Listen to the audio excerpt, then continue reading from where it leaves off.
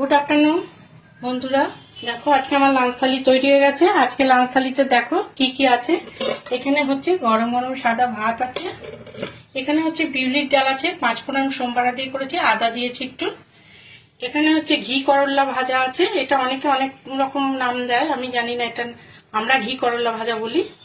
আর এখানে হচ্ছে আলু পোস্ত করেছি, একটু বেশ সর্ষের তেল বেশি করে দিয়ে, কোনো ফোড়ন দিইনি, আলু পোস্ত করেছি, বেশ কাঁচা লঙ্কা টঙ্কা দিয়ে ভালো করে করেছি।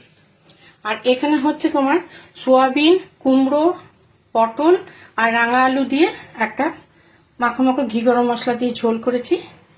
আর দেখো একটা বিশেষ জিনিস হচ্ছে, আজকে আমি মিষ্টি হাঁড়ি এনেছি দইয়ের, এটা খাবো। এটা আগেকার দিনে বিয়ে বাড়িতে খুব দেখা যেত, আমার খুব ভাল লাগছে দেখতে, এই জন্য তোমাদের সঙ্গে এটা শেয়ার করলাম। কি সুন্দর দেখতে না?